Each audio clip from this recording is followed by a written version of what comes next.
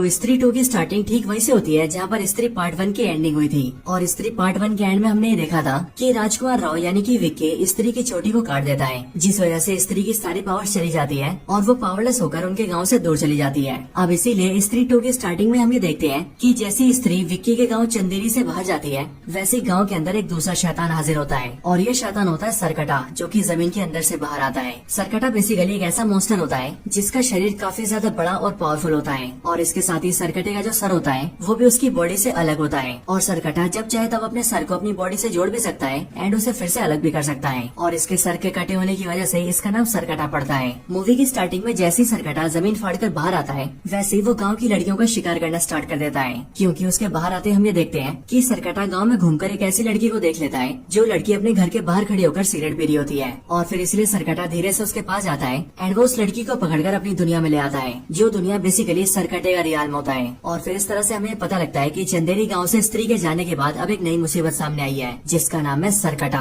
अब इसके बाद ही हमें दिखाया जाता है कि सरकटे के आने के बाद कई साल बीत चुके हैं और कई सालों के बीतने के बाद हम सीधा गांव से मिलते हैं। चंदेरी गांव के अंदर हम सबसे पहले रुद्रा भैया से मिलते हैं, यानी कि एक्टर पंकज त्रिपाठी से। यहाँ पर हम ये देखते हैं कि रुद्रा भैया अपनी लाइफ में काफी खुश होते हैं, लेकिन फिर तभी अचानक से एक सुबह उनके पास एक चिट्ठी आती है। और वैसे तो वो चिट्ठी उन्हें किसी अनजान आदमी ने भेजी होती है, लेकिन रुद्रा भैया जैसे उस चिट्ठी को खोलते हैं वैसे ही उन्हें उस चिट्ठी के अंदर चंदेरी पुराण के कई सारे पन्ने मिलते हैं और उन सारे पन्नों के अंदर सरकटे के बारे में लिखा होता है। अब आप सबको पता ही होगा कि ये चंदेरी पुराण और कुछ नहीं बल्कि एक ऐसी किताब है जिसके अंदर चंदेरी गांव की हिस्ट्री लिखी हुई है। यहाँ पर रुद्रा भैया जैसे इन सबको देखते हैं वैसे वो ये जानते हैं कि आखिरकार सरकटा कौन है। और सिर्फ ये नहीं बल्कि इन सब के साथ साथ उसमें एक चिट्ठी भी होती है जिसमें ये लिखा होता है कि वो आएगा, और वो का मतलब है सरकटा। अब इस चिट्ठी को देखकर रुद्रा भैया थोड़े से घबरा जाते हैं और इसीलिए वो सीधा विक्की के पास जाते हैं ताकि वो इस बारे में विक्की से बात कर सके। और विक्की के पास इसीलिए क्योंकि आज से कुछ साल पहले विक्की ने गाँव को स्त्री से छुटकारा दिलाया था एंड इसीलिए विक्की अभी के टाइम पर पूरे गांव का हीरो बन चुका है। इसके बाद रुद्रा भैया जैसे विक्की के पास आते हैं वैसे वो देखते हैं कि विक्की अभी भी श्रद्धा कपूर की यादों में खोया होता है और इसलिए विक्की जैसे रुद्रा भैया को देखता है वैसे वो उन्हें श्रद्धा कपूर समझ लेता है और वो उन्हें किस करने की कोशिश करता है, लेकिन रुद्रा भैया उसे एक चाटा मारते हैं और उसे होश में लेकर आते हैं। इसके बाद रुद्रा भैया विक्की को सरकटे के बारे में बताते हैं और वो उसे बताते हैं कि वो आने वाला है, लेकिन विक्की सिंपली उनकी बातों को इग्नोर करता है और वो उनकी बातों पर ज्यादा ध्यान नहीं देता है, क्योंकि इस टाइम पर विक्की का सारा ध्यान सिर्फ श्रद्धा कपूर के ऊपर होता है और वो उसकी यादों में खोया होता है। इसके बाद विक्की सीधा अपने दोस्त बिट्टू के पास जाता है, जो बिट्टू है एक्टर अपार शक्ति खुराना। यहाँ पर आकर विक्की और बिट्टू बातें करते हैं और इनकी बातों से हमें पता लगता है कि अभी बीते कुछ सालों के अंदर उनके गांव की कई सारी लड़कियां गांव छोड़कर भाग गई हैं और वो लड़कियां गांव छोड़कर कहाँ भागी हैं इस बारे में कोई नहीं जानता है, लेकिन गांव वालों का ऐसा मानना है कि जो भी लड़कियां गांव से भागी है उन सबने भागकर लव मैरिज कर ली होगी, क्योंकि आज ऑफकोर्स वो सारी लड़कियां काफी मॉडर्न लड़कियां थी। हालांकि इन बातों के साथ ही यहीं पर हमें पता लगता है कि बिट्टू की अब एक गर्लफ्रेंड भी बन चुकी है जिसका नाम है चिट्टी, और ये चिट्टी यहाँ पर बिट्टू और विक्की से मिलने भी आती है। हम ये देखते हैं कि चिट्टी भी एक बहुत ही मॉडर्न लड़की है और यहीं पर अपना जो बिट्टू है वो चिट्टी से बहुत प्यार करता है और वो उसकी केयरिंग करने के लिए उसके आगे पीछे घूमता रहता है। इसके बाद ही रात हो जाती है और रात को हम ये देखते हैं कि बिट्टू विक्की को लेकर सीधा चिट्टी के घर जाता है और फिर बिट्टू चिट्टी के घर के अंदर आकर उसे लोरी सुनाता है और चिट्टी को नींद से सुला देता है। और सुलाने के बाद जब बिट्टू बाहर आकर विक्की से बात कर रहा होता है तभी उसी टाइम पर हमें नोटिस करते हैं कि वहाँ उनके आसपास सरकटा आ जाता है, जो कि चुपके से सीधा चिट्टी के कमरे में घुसता है और वो उस पर हमला करके उसे पकड़ लेता है और उसे अपने साथ ले जाता है। लेकिन हाँ, जब सरकटा चिट्टी को पकड़ने आता है तब चिट्टी बहुत जोर जोर से चिल्लाई होती है, इसीलिए उसकी चिल्लाने की आवाज न सिर्फ उसके घर वाले सुनते हैं बल्कि बाहर खड़े बिट्टू और विक्की भी सुन लेते हैं। और इसलिए जब वो लोग आवाज सुनकर ऊपर आते हैं तब वो ये देखते हैं कि चिट्टी अपने कमरे से गायब हो चुकी है और सिर्फ ये नहीं बल्कि उसके कमरे की जो दीवार है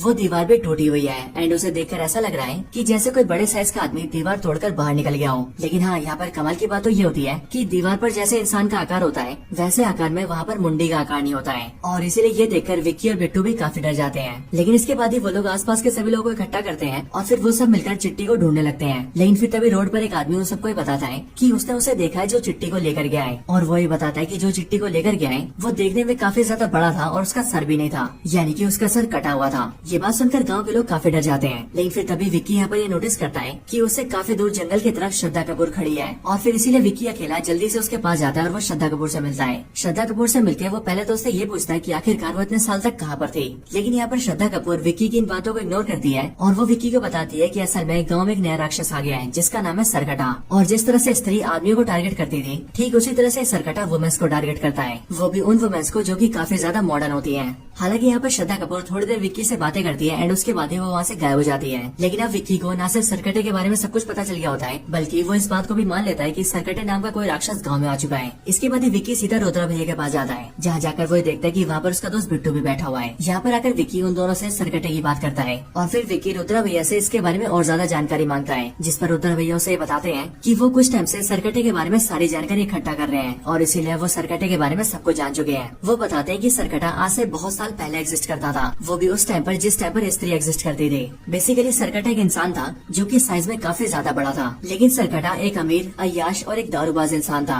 जो कि औरतों को कुछ भी नहीं समझता था। और सिर्फ वही नहीं बल्कि जो स्त्री है वो उस टाइम पर एक वैश्या थी। लेकिन जब उस वैश्या ने यानी कि स्त्री ने किसी आदमी से प्यार किया और उससे शादी कर ली, तब ये देखकर सरकटे को बहुत ज्यादा गुस्सा आया और इसीलिए उसने स्त्री और उसके पति को एक साथ जलाकर मार दिया। लेकिन हाँ, उसी टाइम पर यह भी पता लगा कि मरने से पहले स्त्री की एक बेटी भी हुई थी और जब सरकटे ने स्त्री को और उसके पति को जलाकर मारा था तब उस टाइम पर उनकी बेटी बहुत ही छोटी थी। लेकिन हाँ, जब स्त्री मरी तब वो मरकर एक चुड़ैल बन गई और फिर इसीलिए उसने सरकटे का सर काट के उसे जान से मार दिया एंड इसी रीजन की वजह से उसका नाम सरकटा पड़ा। और हाँ, जब तक स्त्री हमारे गाँव में थी तब तक सरकटा कैद में था। लेकिन आज से कुछ साल पहले जैसे विकी ने स्त्री की चोटी काटी वैसे वो पावरलेस हो गई और वो गाँव को छोड़कर दूर चली गई। और जैसे ऐसा हुआ वैसे ही सरकटा आजाद हो गया और वो बाहर आकर औरतों पर हमला करने लगा, क्योंकि सरकटा आज भी पुराने सोच का है और वो ये मानता है कि औरतों को सिर्फ घर में रहना चाहिए और उनके पास कोई भी अधिकार नहीं होने चाहिए। अब सरकटे के बारे में सब कुछ जानने के बाद ही वो लोग ये सोचने लगते हैं कि आखिरकार वो लोग सरकटे को कैसे हराएंगे और उससे चिट्टी को कैसे बचाएंगे। लेकिन कुछ टाइम सोचने के बाद ही वो लोग डिसाइड करते हैं कि उन लोगों को पहले स्त्री को ढूंढना चाहिए, क्योंकि एज ऑफ कोर्स सरकटे को पहले स्त्री ने मारा था और इसीलिए इस बार भी स्त्री सरकटे को ढूंढ सकती है और उसे मार सकती है। इसके लिए वो लोग ये फैसला करते हैं कि वो लोग स्त्री को ढूंढेंगे। लेकिन उन्हें पता लगता है कि स्त्री को सिर्फ जना ढूंढ सकता है, क्योंकि जना की बॉडी के अंदर अभी भी स्त्री के बचे हुए अंश है।